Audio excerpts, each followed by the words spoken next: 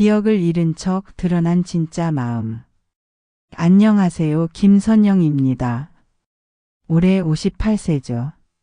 38년간 초등학교 교사로 일하다가 6개월 전에 명예퇴직했어요. 남편 상우는 60세 중소기업 대표로 일하고 있습니다. 딸 지은이는 30세로 간호사예요. 평범한 가정주부의 삶이라고 생각했는데 이 나이에 이런 일을 겪게 될 줄이야. 새벽 5시 반이면 어김없이 눈이 떠져요. 교직 생활 38년의 습관은 은퇴해도 쉽게 바뀌지 않네요. 찬바람 스며드는 12월 아침, 거실 소파에 앉아 지은이 목도리를 뜨고 있었습니다. 상우가 잠옷 차림으로 나타났어요. 머리 헝클어진 채로도 여전한 젠틀한 미소죠. 벌써 일어났냐고 물어보네요. 잠이 안 온다고 대답했습니다. 며칠 전부터 가슴이 답답하고 어지러운 증상이 있었거든요. 갱년기 후유증이려니 생각했는데 상우가 몸이 안 좋은 건 아니냐며 걱정해요. 요즘 자꾸 잠을 못 자는 것 같다고 말하네요. 괜찮다고 답했습니다. 28년 결혼 생활 동안 남편에게 걱정 끼친 적 별로 없거든요. 커피를 내리며 오늘 회사 송년회 때문에 늦을 거라고 해요. 괜찮다고 지은이가 일찍 온다고 말했어요. 상우는 제 이마에 가볍게 입맞춤을 했습니다. 변하지 않는 다정함이에요. 참 복받은 여자라고 생각했죠. 오전 10시쯤 동네 마트에 나갔습니다. 지은이가 좋아하는 닭볶음탕 재료를 사려고요. 결혼하고 애 낳고 30년간 매일 같은 일상이었어요. 시장 보고 밥하고 설거지하고. 그런데 은퇴하니까 더 할 일이 없더라고요. 냉동식품 코너에서 갑자기 시야가 흐려지기 시작했어요. 숨이 가빠오고 가슴이 뻐근합니다. 젊은 직원이 괜찮으냐며 다가왔어요. 잠깐만 기다리라고 했지만 점점 의식이 희미해졌습니다. 다음 기억은 응급실 침대 위였어요. 희뿌연 천장과 소독약 냄새. 지은이가 울먹이며 엄마라고 부르네요. 정신 차리셨냐고 걱정스럽게 물어봅니다. 목이 바싹 말라서 목소리가 갈라졌어요. 지은이가 갑자기 쓰러졌다고 연락받고 얼마나 놀랐는지 모른다고 해요. 상호도 곁에 있었습니다. 얼굴에 진짜 걱정스러운 표정이 역력해요. 회사에서 급히 달려왔는지 넥타이가 삐뚤어져 있네요. 상호가 괜찮냐며 물어보네요. 의사가 과로와 스트레스 때문이라고 했다고 해요. 은퇴하고 너무 무리했나 보다고 말하네요. 무리? 뜨개질하고 집안일 하는 게 무리라고요. 담당 의사는 40대 중반의 차분한 남자였어요. 일시적인 실신으로 보이지만 CT와 MRI 결과를 봐야 정확한 진단이 가능하다고 설명해 주셨습니다. 뇌압이 조금 높은 상태라 며칠 더 지켜봐야 한다고 하네요. 그때 상우가 기억상실 같은 건 없을지 물어봤어요. 왜 하필 기억상실을 물어보는 걸까 싶었는데 의사 선생님이 가능성은 있다고 답하셨습니다. 뇌에 일시적 충격이 있었을 수 있다고요. 하지만 대부분 시간이 지나면 회복된다고 말씀하셨어요. 그날 밤 1인실 병실에 입원했습니다. 상우는 회사 일이 있다며 집으로 돌아갔고 지은이는 밤근무가 있어서 아쉬워하며 다음날 오겠다고 했어요. 혼자 남아 창밖을 바라보며 생각에 잠겼어요. 58년을 살아오면서 처음 겪는 일이었습니다. 갑자기 무서워졌어요. 나이를 먹는다는 게 이런 건가요? 몸이 말을 안 듣기 시작하는 건가요? 새벽 2시쯤 잠에서 깼습니다. 복도에서 간호사들이 바쁘게 오가는 소리가 들렸어요. 문득 상호 생각이 났습니다. 혼자 집에 있을 텐데 밥은 제대로 챙겨 먹을까? 28년 동안 한 번도 혼자 밥을 해 먹은 적 없는 사람이거든요. 하지만 무엇보다 무서운 건 기억상실 얘기였어요. 만약 정말로 기억을 잃는다면 지은이 얼굴도 못 알아볼까? 상호와의 추억들도 모두 사라질까? 생각만 해도 끔찍했습니다. 그런데 한편으로는 이상한 생각이 들었어요. 기억을 잃는다면? 아니에요. 말도 안 되는 생각이었죠. 하지만 머릿속에서 계속 맴돌았습니다. 만약 기억을 잃은 척한다면? 이번 첫날 밤은 길었어요. 상호가 아침 일찍 죽을 들고 병실에 나타났습니다. 집에서 정성껏 끓여왔다며 따뜻할 때 먹으라고 하네요. 하지만 죽을 한 숟가락 떠보니 간이 싱거웠어요.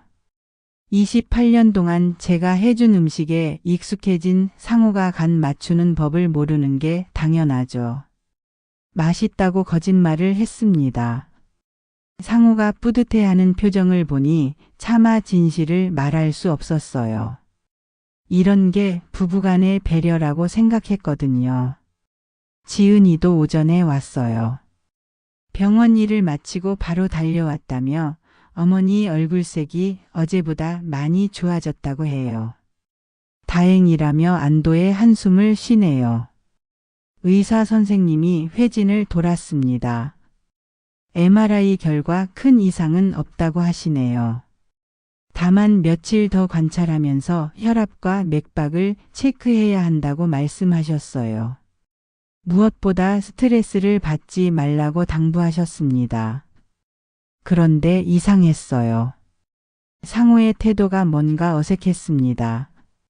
처음 며칠은 병실을 지키며 애써 다정하게 행동했어요. 물도 떠다 주고 베개도 높여주고. 28년 결혼 생활에서 본 적 없는 극진함이었죠. 하지만 밤늦게 걸려오는 전화가 신경 쓰였어요. 상호가 복도로 나가서 받는 통화들. 회사 일이라고 했지만 목소리가 뭔가 달랐습니다. 부드럽고 다정한 톤이었어요. 직원들과 통화할 때와는 확연히 다른 목소리. 둘째 날 밤에도 비슷한 일이 있었어요. 상호가 화장실 간다며 나간 사이 휴대폰에 문자가 왔습니다. 화면이 켜져 있어서 어쩔 수 없이 봤는데 보고 싶어라는 내용이었어요. 보낸 사람은 미영이라고 되어 있었죠. 미영. 상호 회사에 그런 이름의 직원이 있나 싶었는데 기억이 안 났어요. 하지만 뭔가 이상한 느낌이 들었습니다. 회사 직원이 사장에게 보고 싶다고 문자를 보내나요? 상호가 돌아왔을 때 자연스럽게 물어봤어요. 미영이라는 직원이 있냐고요. 상호가 잠깐 당황하는 표정을 보였습니다. 그러고는 새로 들어온 격리 직원이라고 말하네요. 일 때문에 연락한 거라고. 하지만 밤 10시에 보고 싶다는 문자가 일 때문이라고요. 뭔가 석연치 않았습니다. 셋째 날부터는 상호가 병원에 있는 시간이 줄어들기 시작했어요. 회사 일이 바쁘다며 오전에 잠깐 들렀다가 저녁 늦게 다시 오는 시기였죠. 그리고 병실 밖에서 전화 받는 일이 더 잦아졌습니다. 한 번은 복도에서 상호의 웃음소리가 들렸어요. 28년 동안 함께 살면서도 들어본 적 없는 그런 환한 웃음이었습니다. 마치 연애하는 청년처럼 들렸어요.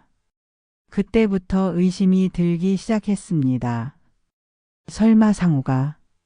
아니에요. 말도 안 되는 생각이었죠. 28년 동안 성실하게 가정을 지켜온 남자인데. 하지만 마음 한편에서는 계속 불안감이 피어올랐어요. 넷째 날 밤 상호가 집에 가려고 할 때였어요. 휴대폰이 울리더니 급하게 받더라고요. 복도로 나가서 통화하는 목소리가 들렸습니다. 문이 완전히 닫히지 않았나 봐요. 내일 만날 수 있냐는 상호의 목소리가 들렸어요. 그리고 자신도 보고 싶다고 말하네요. 그때 확신했습니다. 이건 단순한 업무 통화가 아니에요. 상호가 병실로 돌아왔을 때 저는 잠든 척 했어요. 그런데 상호가 제 옆에서 한숨을 쉬더니 혼잣말을 했습니다. 빨리 회복되면 좋을 텐데 라고요. 걱정하는 목소리였지만 뭔가 다른 의미로 들렸어요. 그날 밤 잠이 안 왔습니다. 28년 결혼 생활이 한순간에 흔들리는 기분이었어요. 설마 정말로 상호가 바람을 피우고 있는 건 아니겠죠? 하지만 모든 상황이 그렇게 흘러가고 있었습니다. 다음 날 아침 문득 어젯밤 들었던 기묘한 생각이 떠올랐어요. 기억을 잃은 척하면 어떨까? 진짜 상호의 속마음을 볼 수 있을지도 모르죠. 5째 날 아침이었어요. 평소보다 일찍 깬 저는 눈을 감은 채 누워 있었습니다. 간밤에 내린 결심 때문에 마음이 복잡했거든요. 정말로 기억상실 연기를 해야 할까요? 상호가 평소보다 늦게 도착했어요. 어제 회식이 있어서 피곤하다며 의자에 털썩 앉더라고요. 그러고는 휴대폰을 꺼내 들었습니다. 저는 숨을 죽이고 눈을 감은 척했어요. 상호가 전화를 거네요. 목소리가 한결 부드러워졌습니다. 미영이라고 부르더라고요. 어제 못 만나서 미안했다고 아내가 병원에 있어서 어쩔 수 없었다고 말해요. 그리고 놀라운 말을 했습니다. 걱정하지 말라고 곧 정리될 거라고. 기억도 못하니까 문제 없다고 하네요. 기억도 못하니까 문제 없다. 제가 기억 상실에 걸렸다는 걸 이용하려는 속셈인 거예요. 온몸에 소름이 돋았습니다. 상호는 계속 말했어요. 의사가 당분간 기억을 못 찾을 수도 있다고 했다면서 이참에 새로운 시작을 할 수 있을 거라고 하네요. 새로운 시작이 뭘 의미하는지 뻔했죠.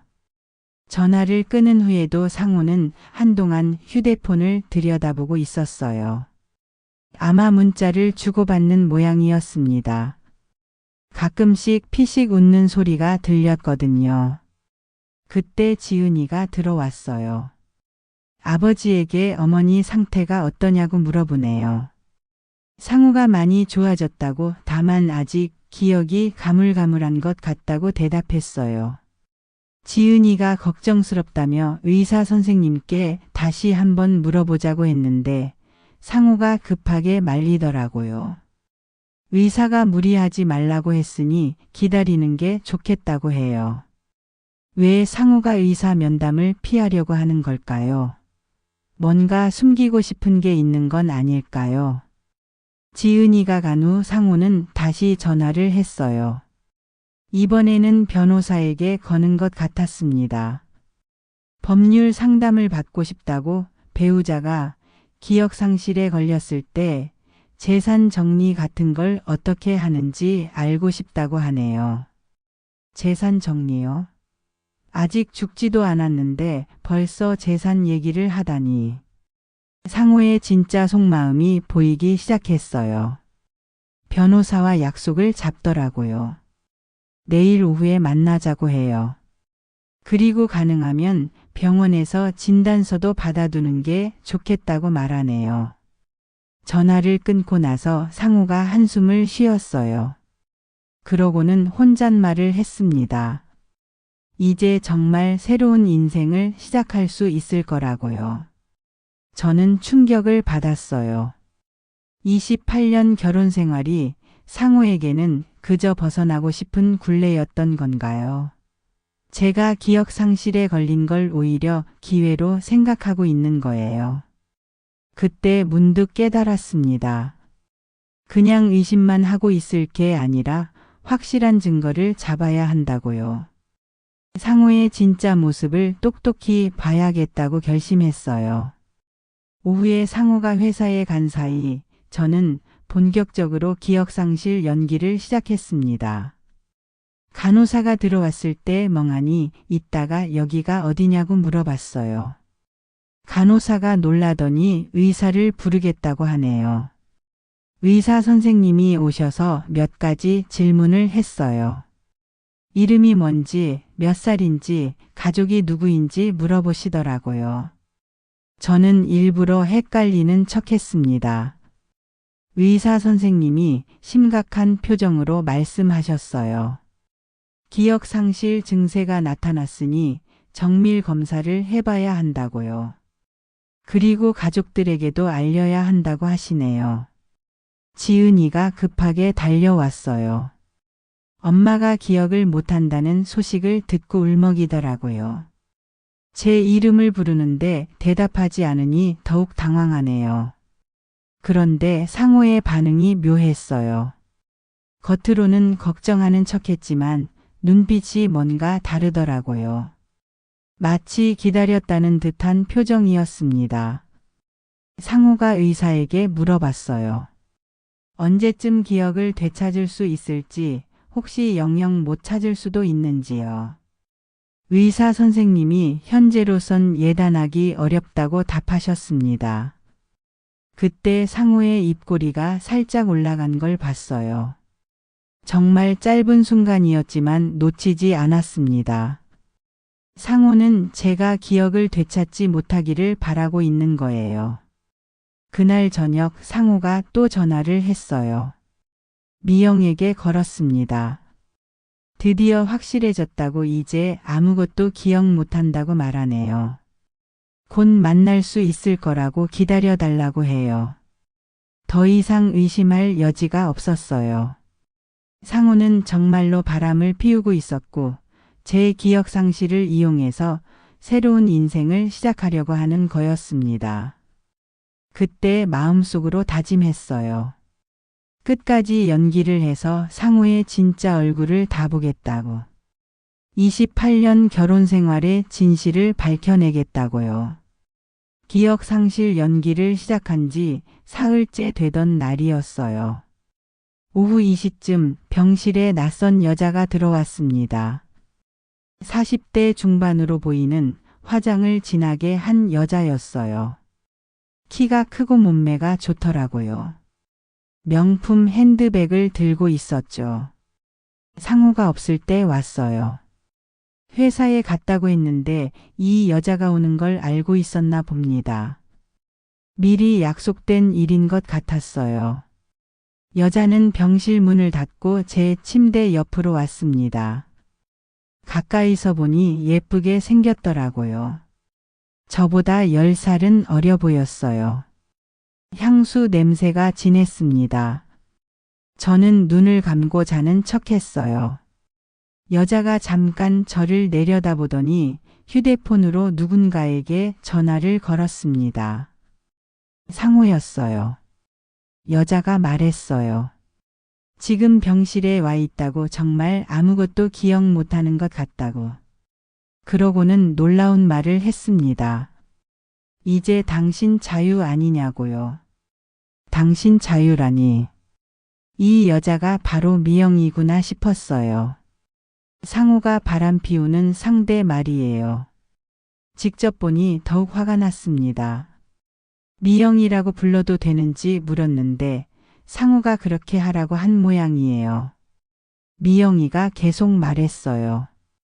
자신도 이렇게 될 줄 몰랐다고 하지만 운명인 것 같다고 하네요. 운명이요?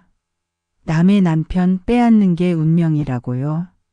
속에서 화가 치밀어 올랐지만 꾹 참았어요. 계속 들어야 했거든요. 미영이가 상호에게 언제 이혼 얘기를 꺼낼 거냐고 물었어요. 상황이 이렇게 된 이상 빨리 정리하는 게 좋겠다고 해요. 기억도 못하니까 반대할 수도 없지 않느냐고 말하네요. 그때 상호의 목소리가 들렸어요. 너무 성급하게 하면 딸이 의심할 수 있다고 좀 더 기다리자고 해요. 며칠 더 지켜본 다음에 결정하겠다고 하네요. 미영이가 불만스러워했어요. 언제까지 이렇게 기다려야 하느냐고 자신도 나이가 있다고 말해요. 45세인데 더 늦으면 안 된다고 하네요. 45세요. 저보다 13살이나 어리네요. 상호는 올해 60인데 20대처럼 행동하고 있는 거예요. 정말 한심했습니다. 전화가 끝나고 미영이가 제 쪽을 다시 보더라고요.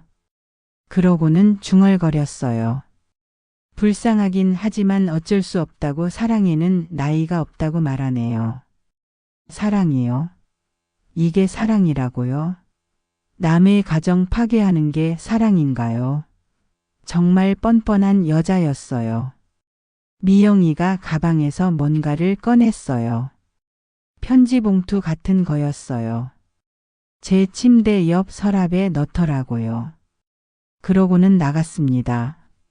조금 있다가 간호사가 들어왔을 때 서랍을 확인해 달라고 했어요. 기억상실 환자인 척하며 저기 뭐가 있는 것 같다고 말했죠. 간호사가 편지 봉투를 꺼내줬어요. 제 이름으로 되어 있더라고요. 간호사에게 읽어달라고 부탁했습니다. 편지 내용은 충격적이었어요. 미영이가 상우와 2년 전부터 사귀고 있다는 얘기였어요. 처음에는 회사 일로 만났는데 점점 가까워졌다고 하네요. 그리고 저에게 양해를 구한다는 내용이었어요. 자신들도 어쩔 수 없는 사랑이라고 상우가 정말 행복해한다고 써 있더라고요. 이혼해달라는 부탁까지 있었어요. 2년 전부터요. 그러면 제가 아직 교직에 있을 때부터 바람을 피운 거네요. 28년 결혼 생활 중에서 가장 충격적인 순간이었어요. 간호사가 이상하다는 표정으로 물어봤어요. 누가 이런 편지를 놓고 갔는지 아느냐고요. 모른다고 대답했어요. 기억상실 환자니까 당연히 모르는 게 맞죠. 그날 저녁 상우가 왔을 때도 모른 척 했어요. 편지 얘기는 꺼내지도 않았어요. 상우가 평소처럼 다정하게 굴더라고요. 죽도 떠먹여주고 이불도 덮어주고. 하지만 이제는 모든 게 역겨웠어요. 그 다정함이 전부 가식이었다는 걸 알았으니까요. 2년 동안 저를 속이면서 다른 여자와 사귄 남자가 지금 와서 무슨 연기를 하는 건지. 상우가 화장실 간 사이 휴대폰을 봤어요. 미영이와의 문자 대화가 계속 이어지고 있더라고요. 오늘 병실에 다녀온 얘기며 편지도 잘 놓고 왔다는 내용이었어요. 그리고 상우의 답장이 가관이었어요. 고생했다고 사랑한다고 써 있더라고요. 제가 바로 옆에 누워 있는데 다른 여자에게 사랑한다고 문자를 보내다니. 그 순간 정말로 이혼하고 싶었어요. 아니, 이혼이 아니라 아예 상우를 제 인생에서 지워버리고 싶었습니다. 28년이라는 세월이 아깝긴 했지만 이런 남자와 더 살 수는 없었어요. 하지만 섣불리 행동하면 안 되겠다 싶었어요. 상우의 진짜 계획이 뭔지 더 알아봐야 했습니다. 단순히 바람만 피우는 게 아니라 다른 속셈이 있을 수도 있거든요. 상우가 화장실에서 돌아왔을 때 자연스럽게 눈을 감고 잠든 척했어요. 상우가 제 이마에 키스하더라고요. 완전히 역겨웠지만 참았습니다. 상우가 집에 간 후 혼자서 많은 생각을 했어요. 2년 동안 어떻게 모를 수 있었을까요? 아니면 알면서도 모른 척했던 걸까요? 돌이켜보니 수상한 일들이 몇 번 있었거든요. 작년에 회사 회식이라며 늦게 들어온 적이 여러 번 있었어요.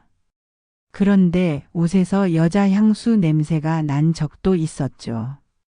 그때는 회식 자리에서 묻은 거려니 생각했는데 그리고 휴대폰을 예전보다 조심스럽게 다뤘어요. 화장실 갈 때도 들고 가고 잠들 때도 손 닿는 곳에 두더라고요. 의심스럽긴 했지만 확신이 없어서 넘어갔죠. 이제 와서 후회해도 소용없었어요. 중요한 건 앞으로 어떻게 할지였습니다. 이대로 당하고만 있을 수는 없었어요. 기억상실 연기를 시작한 지 일주일이 지났어요. 지은이가 가져온 제 휴대폰 때문에 더 많은 진실을 알게 됐습니다.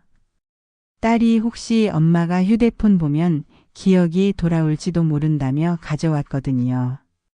지은이가 휴대폰을 제 손에 쥐어주며 천천히 살펴보라고 했어요.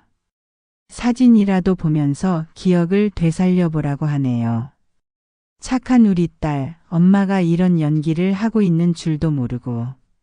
지은이가 간 후 휴대폰을 확인해 봤습니다. 그런데 이상한 게 있었어요. 제가 모르는 번호에서 온 문자와 전화 기록들이 있더라고요. 문자를 열어보니 상호 명의로 된 신용카드 사용 내역 알림이었어요. 그런데 제가 본 적 없는 곳에서 결제된 기록들이 있었습니다. 호텔, 고급 레스토랑, 보석상까지. 더 자세히 보니 패턴이 보였어요. 매주 화요일과 목요일에 집중적으로 결제가 되어 있더라고요. 상호가 회식이라고 하던 날들과 정확히 일치했습니다. 보석상 결제 내역을 보고는 정말 화가 났어요. 300만 원짜리 목걸이를 산 기록이 있었거든요.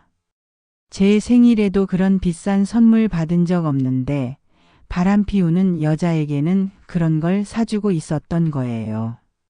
휴대폰을 더 살펴보니 제 명의로 대출받은 기록도 있었어요. 3천만 원짜리 대출이었는데 언제 받은 건지 전혀 기억이 없었습니다. 그러고 보니 상우가 몇 달 전에 서류에 도장 찍어달라고 한 적이 있었어요. 그때 상우가 부동산 투자한다고 했거든요. 수익성이 좋은 상가를 발견했다며 공동 명의로 하자고 했었죠. 저는 남편을 믿고 도장을 찍어줬는데 그게 대출 서류였을 줄이야. 3천만 원이면 적은 돈이 아니에요.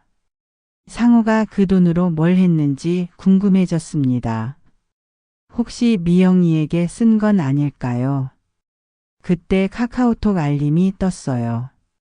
모르는 번호였는데 메시지를 확인해 보니 놀랐습니다. 미영이었어요. 제 번호를 어떻게 알았을까요? 미영이가 보낸 메시지는 가관이었어요.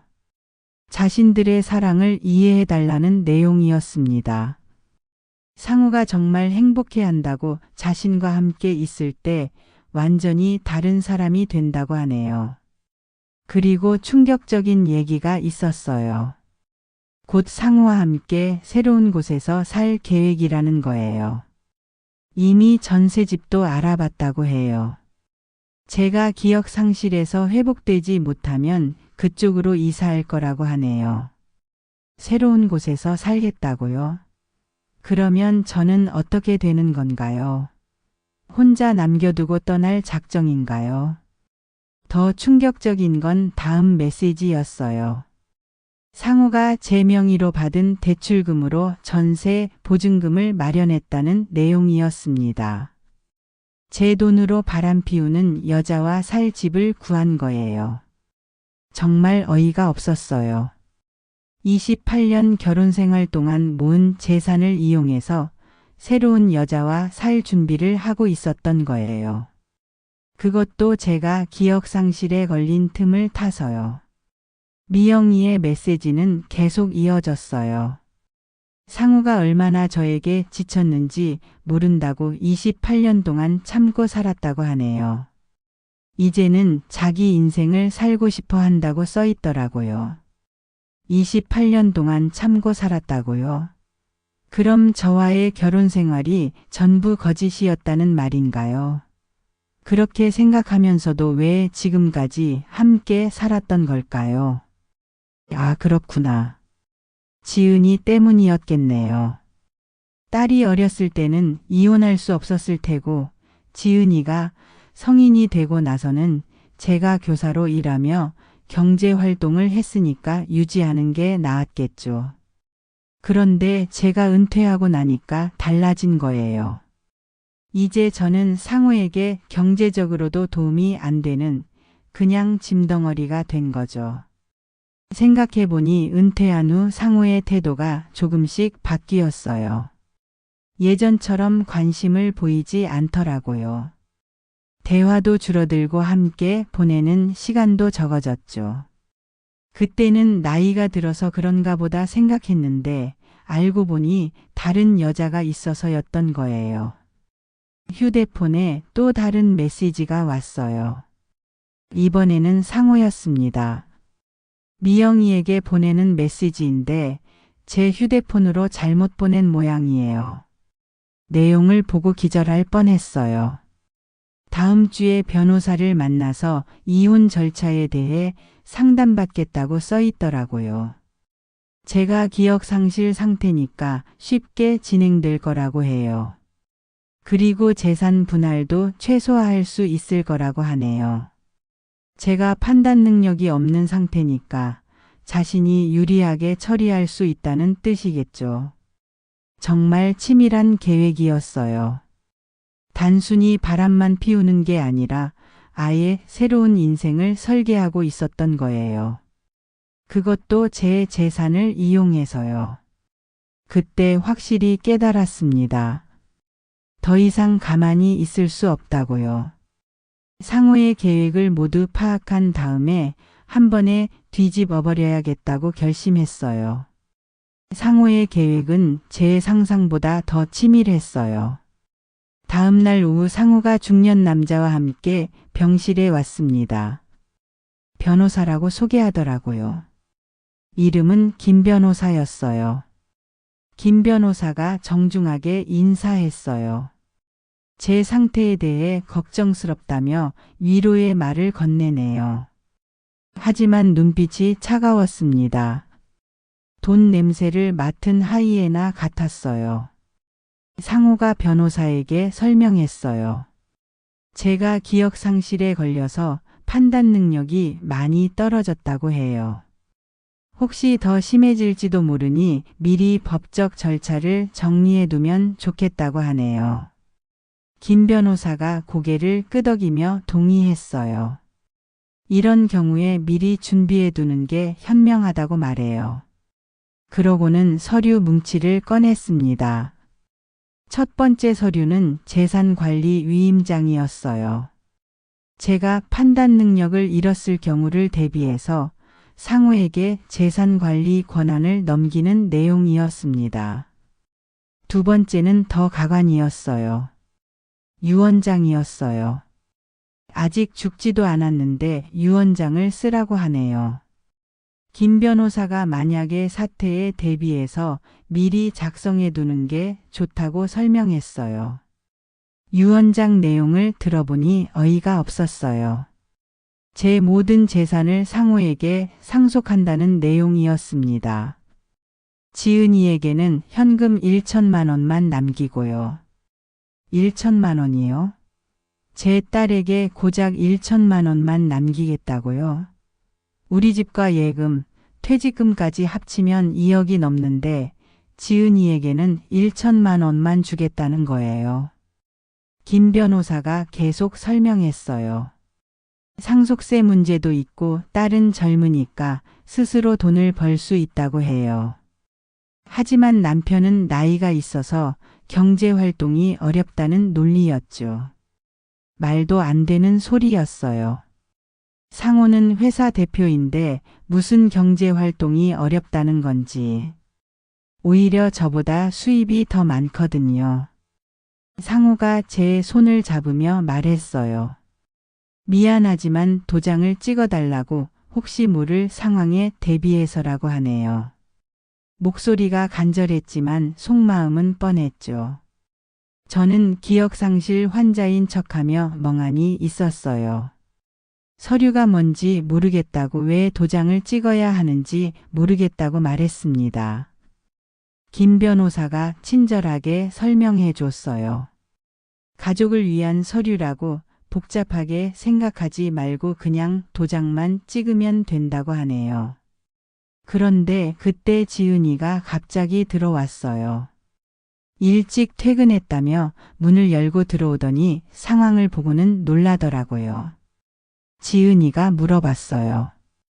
여기 누구신지, 왜 엄마한테 서류를 보여주는지요. 상우가 당황하며 변호사라고 소개했어요. 혹시 모를 상황에 대비해서 왔다고 해요. 지은이가 서류를 보더니 얼굴이 굳어졌어요. 간호사인 지은이는 법적 서류를 다룰 일이 종종 있어서 내용을 금방 파악했거든요. 지은이가 화를 냈어요. 엄마가 기억상실 상태인데 이런 중요한 결정을 하게 할 수 있느냐고요. 더구나 유언장까지 쓰라고 하는 게 말이 되느냐고 따졌습니다. 상우가 변명했어요. 만약의 상황에 대비해서라고, 지은이를 위해서라고 말해요. 하지만 지은이는 납득하지 않았어요. 지은이가 김 변호사에게 말했어요. 환자 상태가 이런데 법적 효력이 있는 서류에 서명을 받는 게 윤리적으로 문제가 없느냐고요. 김 변호사가 머뭇거렸어요. 의학적으로 판단 능력이 없다고 진단받은 건 아니라고, 단순한 기억상실일 뿐이라고 변명했습니다. 지은이가 단호하게 말했어요. 어머니 상태가 완전히 회복될 때까지는 이런 서류 작성을 미뤄달라고요. 자신이 법적으로도 문제를 제기할 수 있다고 말했어요. 상황이 이렇게 되니까 김 변호사가 물러나겠다고 했어요. 가족 간의 의견이 다른 상황에서는 진행하기 어렵다고 하네요. 상우가 아쉬워했지만 어쩔 수 없었어요. 김 변호사가 서류를 챙겨서 나갔습니다. 지은이가 아버지에게 따졌어요. 도대체 왜 그렇게 급하게 서류를 만들려고 하는지, 뭔가 숨기는 게 있는 건 아닌지요. 상우가 당황하며 변명했어요. 그냥 미리 준비해 두는 게 좋을 것 같아서라고, 지은이를 위해서라고 해요. 하지만 지은이는 의심스럽다는 표정이었어요. 특히 유언장에서 자신에게는 1천만 원만 남긴다는 부분을 문제 삼았습니다. 상우가 설명했어요. 상속세 때문에 그렇게 한 거라고 나중에 따로 챙겨주겠다고 해요. 하지만 지은이가 믿을 리 없었죠. 그날 밤 지은이가 저에게 말했어요.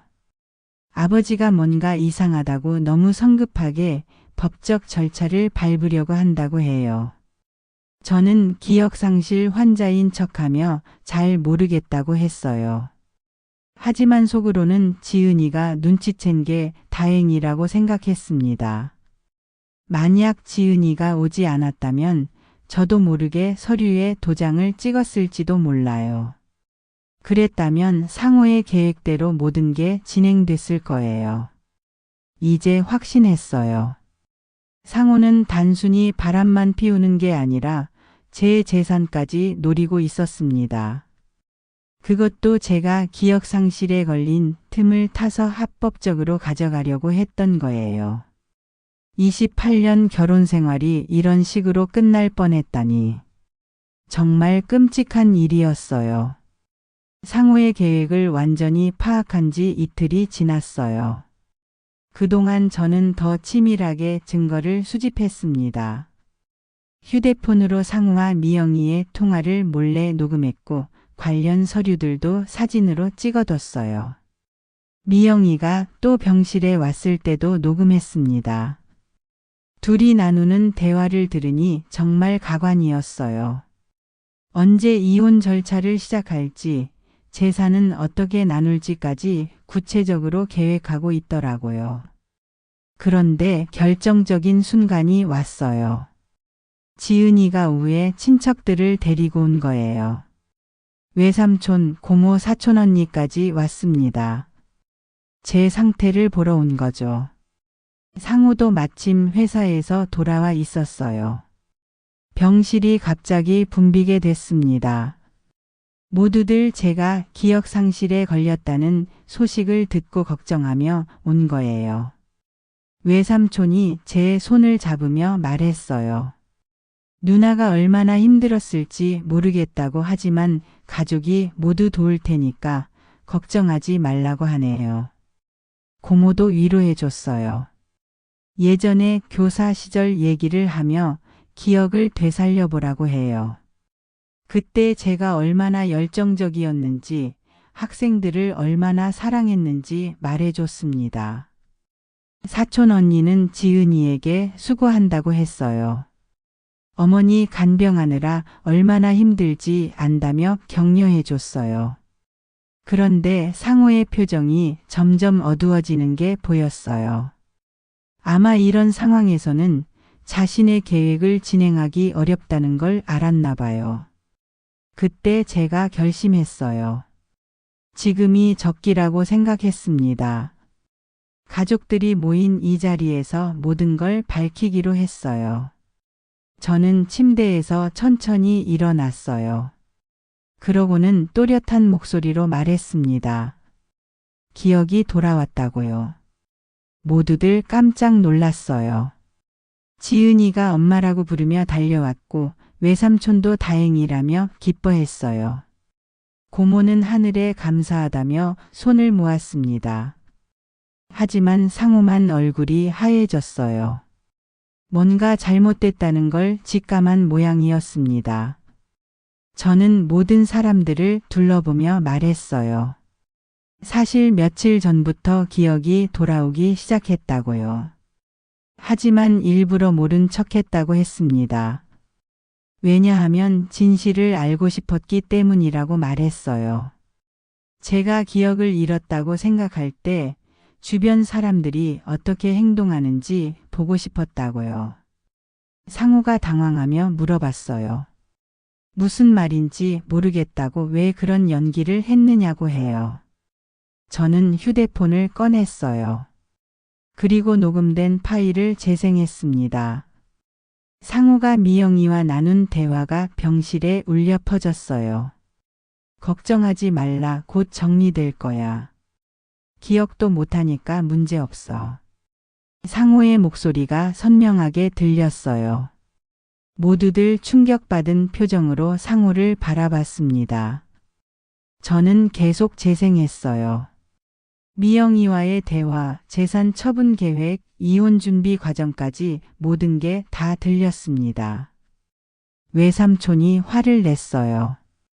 도대체 무슨 일이냐며 상우에게 따졌습니다.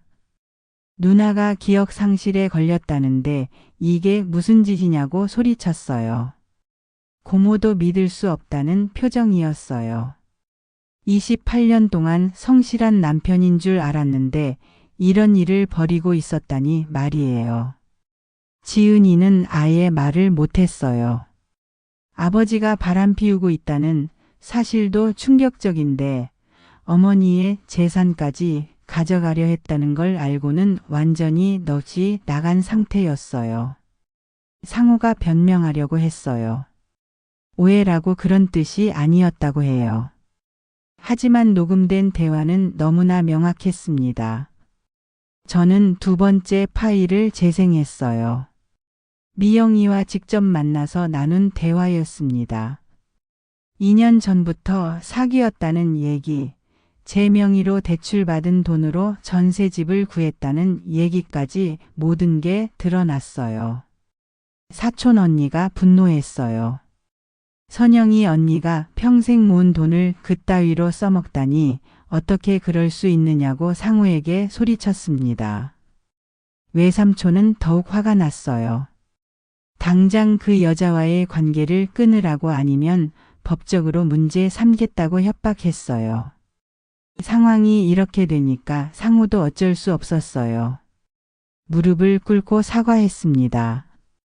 잘못했다고 다시는 안 그러겠다고 빌었어요.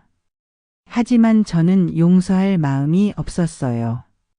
28년 결혼 생활을 배신한 것도 억울한데 제가 기억 상실에 걸린 걸 이용해서 재산까지 가져가려 했다니요. 저는 단호하게 말했어요. 이혼하겠다고요. 더 이상 상우와는 함께 살 수 없다고 했습니다. 지은이가 말렸어요. 다시 한번 생각해 보라고 아버지도 반성하고 있다고 해요. 하지만 제 마음은 이미 정해져 있었습니다. 상우가 용서해 달라고 빌었어요. 미영이와는 끝내겠다고 다시 예전처럼 살겠다고 약속했습니다. 하지만 믿을 수 없었어요. 그때 미영이에게서 전화가 왔어요. 상황을 모르고 걸었나 봅니다. 저는 바로 받았어요. 미영이가 상우인 줄 알고 말했어요. 언제 만날 수 있느냐고 기다리고 있다고 하네요. 저는 제가 김선영이라고 소개했어요. 그리고 지금 가족들이 모인 자리에서 모든 진실이 밝혀졌다고 말했습니다. 미영이가 당황했어요. 그러고는 급하게 전화를 끊었습니다. 저는 가족들에게 말했어요. 이미 결정은 내렸다고 상우와는 이혼할 거라고 했습니다. 외삼촌이 제 편을 들어줬어요. 당연한 결정이라고 이런 배신을 당하고도 참고 살 필요 없다고 말해줬습니다. 고모도 동의했어요. 28년 동안 성실하게 살아온 선영이가 이런 대우를 받을 이유가 없다고 하네요. 상우가 마지막으로 애원했어요. 한 번만 용서해달라고 정말 잘못했다고 빌었습니다. 하지만 이미 늦었어요. 저는 상우에게 말했어요. 내일까지 집에서 나가라고요. 그리고 미영이에게 제대로 된 사과를 받아오라고 했습니다. 상황이 정리되고 나서 상우는 풀이 죽어서 병실을 나갔어요. 가족들도 하나씩 돌아갔습니다. 지은이만 남았어요. 지은이가 울먹이며 말했어요. 정말 몰랐다고 아버지가 그런 사람인 줄 몰랐다고 해요. 어머니한테 너무 미안하다고 사과했습니다. 저는 지은이를 안아줬어요. 내 잘못이 아니라고 오히려 엄마를 지켜줘서 고맙다고 말했어요. 변호사가 왔을 때 막아준 것도 고맙다고 했습니다. 그날 밤 혼자 남아서 많은 생각을 했어요. 28년이라는 긴 세월이 하루아침에 무너진 기분이었습니다. 하지만 후회는 없었어요. 병원에서 퇴원한 지 일주일이 지났어요. 상황은 빠르게 정리되고 있었습니다. 상우는 약속대로 집을 나갔고 이혼 협의서에도 서명했어요. 더 이상 버틸 힘이 없었나 봅니다. 미영이도 찾아왔었어요. 사과한다며 찾아왔는데 진심은 아닌 것 같았습니다. 상황이 이렇게 된 게 억울하다는 표정이었거든요. 저는 미영이에게 단호하게 말했어요. 다시는 우리 가족 앞에 나타나지 말라고요. 그리고 상우와도 깔끔하게 정리하라고 했습니다. 재산 분할도 제가 원하는 대로 진행됐어요. 상우 명의로 받은 대출은 상우가 책임지기로 했고 집과 예금은 제가 가져갔습니다. 지은이에게도 충분히 줄 수 있게 됐어요. 상우는 회사도 정리하고 다른 지역으로 이사 갔다고 들었어요. 미영이와 함께 갔는지는 모르겠습니다. 알고 싶지도 않고요. 지은이가 걱정했어요. 혼자 살기 힘들지 않겠느냐고 자신이 더 자주 올 테니까 외롭지 말라고 해요. 고마운 딸이었어요. 하지만 저는 의외로 홀가분했습니다. 28년 동안 누군가를 위해서 살았는데 이제는 제 자신을 위해 살 수 있게 됐거든요. 새로운 계획도 세웠어요. 그동안 미뤄두었던 여행도 가고 평생교육원에서 수업도 들을 생각입니다. 은퇴 후 제2의 인생을 제대로 시작하는 거예요. 동네 사람들 시선이 부담스럽긴 했어요. 소문이 다 퍼졌거든요. 하지만 부끄러워할 건 제가 아니라 상우죠. 저는 당당하게 살기로 했어요. 며칠 전에는 옛 동료들이 찾아왔어요. 교직에 있을 때 함께 일했던 선생님들이었습니다. 모두들 제 편을 들어줬어요. 한 선배가 말했어요. 이런 일을 겪고도 이렇게 씩씩한 선영이가 대단하다고, 앞으로 더 좋은 일만 있을 거라고 격려해 줬어요. 그 말을 듣고 깨달았어요. 저는 피해자가 아니라 승리자라는 걸요. 상황을 제대로 파악하고 현명하게 대처했으니까요. 만약 정말 기억 상실에 걸렸다면 어땠을까요? 상호의 계획대로 모든 걸 빼앗기고 버림받았을지도 모르죠. 기억 상실 연기를 한 게 정말 잘한 일이었어요. 지은이가 물어봤어요. 언제부터 연기를 계획했느냐고요. 사실 처음에는 계획한 게 아니었다고 대답했어요. 그냥 순간적으로 떠오른 생각이었다고요. 하지만 연기를 하면서 상황을 객관적으로 볼 수 있었다고 말했어요. 평소 같았으면 상호를 의심하지 못했을 텐데 기억상실 환자인 척하니까 모든 게 보이더라고요. 지은이가 어머니가 정말 대단하다고 했어요. 그런 상황에서 그렇게 침착하게 대처할 수 있다는 게 놀랍다고 하네요. 저는 지은이에게 말했어요. 때로는 한 발 물러서서 상황을 보는 것도 필요하다고요.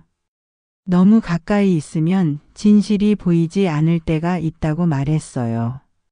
그리고 무엇보다 자신을 소중히 여기라고 당부했어요. 다른 사람을 위해 자신을 희생할 필요 없다고, 자신의 행복을 먼저 생각하라고 했습니다. 어제는 새로운 일을 시작했어요. 동네 복지관에서 봉사활동을 하기로 한 거예요. 교사 경험을 살려서 아이들에게 한글을 가르치는 일이에요. 첫날인데 정말 즐거웠어요. 아이들이 제게 선생님이라고 부르는 소리를 들으니 다시 살아난 기분이었습니다. 58세의 새로운 시작이라니 늦은 감도 있지만 오히려 지금이 적기라는 생각도 들어요. 인생 경험도 충분하고 시간적 여유도 있으니까요. 저녁에 지은이와 함께 식사를 했어요. 딸이 말했어요. 어머니가 전보다 훨씬 밝아 보인다고, 표정도 편해 보인다고 해요. 맞는 말이에요. 28년 동안 모르고 있던 짐을 내려놓으니까 정말 가벼워진 기분입니다. 지은이에게도 말했어요. 결혼할 때 상대를 제대로 알고 하라고, 겉모습만 보고 판단하지 말라고 당부했어요. 엄마의 실수를 반복하지 말라고요. 하지만 제 선택을 실수라고 생각하지는 않아요. 28년이라는 세월이 전부 헛된 건 아니거든요. 지은이라는 소중한 딸을 얻었으니까요. 그리고 이번 일을 통해서 제 자신에 대해서도 많이 알게 됐어요. 위기 상황에서 이렇게 냉정하게 판단하고 행동할 수 있는 사람이었다는 걸 몰랐거든요. 기억을 잃은 척했지만 결국 잃은 건 사랑이었고 되찾은 건 제 인생이었어요. 이제 진짜 저를 위한 삶을 시작할 수 있게 됐습니다. 내일은 평생교육원에 수강 신청을 하러 갈 예정이에요. 영어회화 수업을 들으려고 해요. 언제가 될지 모르지만 해외여행도 혼자서 가보고 싶거든요. 58세 늦지 않았어요. 오히려 지금부터가 진짜 제 인생의 시작인지도 모르죠. 창밖을 보니 봄이 오고 있어요. 새로운 계절, 새로운 시작. 모든 게 희망적으로 보입니다. 상우에게는 고맙다고 말하고 싶어요. 28년 만에 제게 자유를 선물해줘서요. 물론 본인 의도는 아니었겠지만 말이에요. 기억을 잃은 척했던 일주일이 제 인생을 완전히 바꿔놓았어요. 때로는 연기가 필요할 때도 있다는 걸 배웠습니다. 진실을 알기 위해서 말이에요. 이제 정말 새로운 인생이 시작됩니다. 58세 김선영의 제2막이 열리는 거예요.